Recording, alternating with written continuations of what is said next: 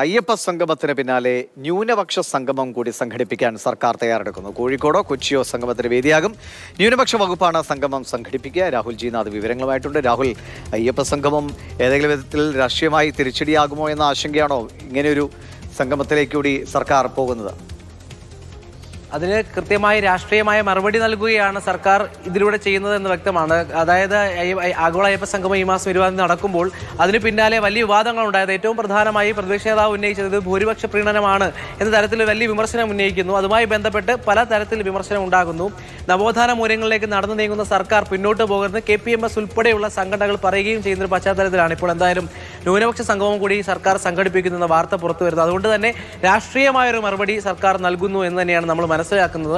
അതായത് ന്യൂനപക്ഷ വിഭാഗത്തിലുള്ളവരുടെ ആശങ്കകൾ ചർച്ചകളാകും. അവർക്ക് ഉന്നയിക്കേണ്ട കാര്യങ്ങൾ അഡ്രസ്സ് ചെയ്യാൻ ആയി ഒരു സംഗമം ഉണ്ടാക്കുന്നു എന്ന് പറയുമ്പോൾ, സംഗമം സംഘടിപ്പിക്കുന്നു എന്ന് പറയുമ്പോൾ തന്നെ അതിന് മറുപടി ഉണ്ടാകുന്നു. എല്ലാ വിഭാഗക്കാരെയും പരിഗണിക്കുന്ന തരത്തിലേക്ക് സർക്കാർ മുന്നോട്ട് പോകുന്നു എന്ന് തന്നെയാണ് ഉദ്ദേശിക്കുന്നത്. എന്തായാലും നിലവിൽ ഇപ്പോൾ എന്തായാലും തൊട്ടടുത്ത മാസങ്ങളിൽ ഒക്ടോബറിലോ നവംബറിലോ തന്നെ ഈ സംഗമം ഉണ്ടാകാനുള്ള സാധ്യതയാണുള്ളത്.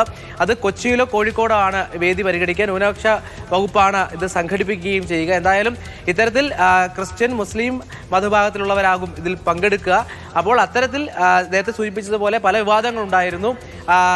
മുന്നോട്ട് വെച്ച ആശയങ്ങളിൽ പലതും പിന്നോട്ട് പോകുന്നുണ്ടോ, അതോ ആഗോള അയ്യപ്പ സംഗമം നടത്തുന്നത് ഒരു തിരഞ്ഞെടുപ്പ് ലക്ഷ്യം വെച്ചാണോ, അല്ലെങ്കിൽ പ്രതിപക്ഷം ഉന്നയിക്കുന്ന പോലെ രാഷ്ട്രീയ ലക്ഷ്യങ്ങളുണ്ടോ എന്ന ചോദ്യങ്ങൾക്കെല്ലാം മറുപടി നൽകുകയാണ്. അത്തരത്തിൽ സംഗമങ്ങൾ നടത്തുന്നത് എല്ലാ വിഭാഗത്തിനും വേണ്ടിയാണ് എന്ന് തെളിയിക്കുകയാണ് നിലവിൽ എന്തായാലും സർക്കാർ ഇവിടെ ഉദ്ദേശിക്കുന്നത് നമ്മൾ മനസ്സിലാക്കുന്നത്. ദിവിഷ്.